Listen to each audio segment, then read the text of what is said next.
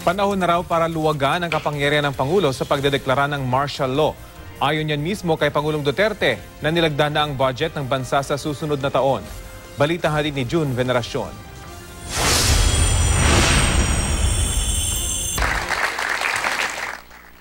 Pinirmahan na ni Pangulong Rodrigo Duterte ang 3.35 trillion pesos na 2017 national budget. Ayon sa Pangulo, makatao umano ang unang budget na binuo sa ilalim ng kanyang administrasyon dahil malaki ang inilaan para sa mga serbisyong panlipunan. 544.1 billion pesos ang inilaan para sa Department of Education. 58.72 billion pesos naman para sa State Universities and Colleges o SUCs. At 18.7 billion para sa Commission on Higher Education, kasama ng 8 billion para sa libreng tuition sa SUCs. 96.3 billion pesos naman ang inilaan para sa Department of Health at 53.22 billion pesos para sa PhilHealth. Wala na raw sisingilin sa pagpapagamot ng mahihirap na pasyente sa mga pampublikong ospital. 2 billion pesos naman ang inilaan para sa libreng irigasyon para sa mga magsasaka. 137.2 billion pesos ang inilaan para sa Department of National Defense. 148 billion pesos para sa Department of Interior and Local Government, kasama rito ang para sa programa kontra droga. Sa pagtitipon naman ng mga kababaihan sa Pampanga na dinaluhan din ni dating Pangulo at ngayong Pampanga Representative Gloria Macapagal Arroyo, sinabi ni Pangulong Duterte na napapanahon ng luwagan ang kapangyarihan ng Pangulong magdeklara ng martial law. Kung magdeklara ako ng martial law at may invasion ngayon o gera, I cannot proceed on and on. Lalo na kung may gulo, pupunta pa ako sa Congress, pupunta pa ako doon sa Supreme Court. Eh ngayon, ang problema niyan, kung findings ng Supreme Court at yung findings ng Congress magkalaban, hindi alam ng pulis kung saan siya magbigti. Pati yung presidente kung saan siya magdive.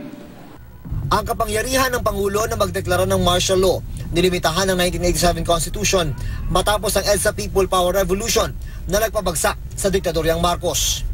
Ngayon, kailangan ng may basbas ng Kongreso ang martial law declaration. Kailangan din itong i-review ng Korte Suprema. Bumuelta rin ng Pangulo sa pahayag ng United Nations High Commissioner for Human Rights na maituturing na murder ang kanyang inakong pagpatay sa ilang kriminal sa Davao City nung mayor pa siya. This guy is either a joker or medyo sira ang ulo. There is no crime in my country which says I cannot threaten criminal. Binira rin ng Pangulo ang iba pang mga taga-United Nations na bumabatiko sa kanyang kampanya kontra droga. Kami ang may contribution sa United Nations, kung hindi bakit at ako ang nagbabayad sa sweldo mo. You do not talk to me like that, you son of a... Binatikos naman ni Pangulong Duterte ang Anti-Money Laundering Council o AMLAC na hindi raw nagbibigay ng kompletong ulat sa NBI tungkol sa bank account ng mga drug lord. I'm going to charge all of you there, criminally. I'll count 1 to 3, and if you don't resign, I will treat you as a drug addict. You guys there are all corrupt. Bantay kayo sa akin. I will bring you down. Bukod sa pagsugpo sa kalakalan ng illegal na droga, inutos din ng Pangulo ang pagsugpo sa online gambling sa bansa. Una na niyang inutos na arestuhin ang Chinese gambling tycoon na si Jack Lam matapos ang raid ng mga otoridad sa kanyang operasyon kung saan mahigit 1,000 undocumented Chinese ang naaresto.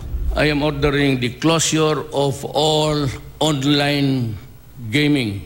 Lahat.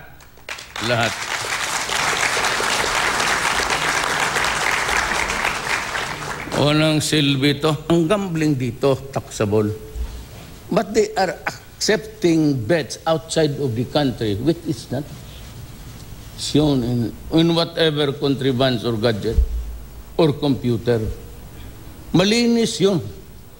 So walang taxes yun. June Veneracion, GMA News.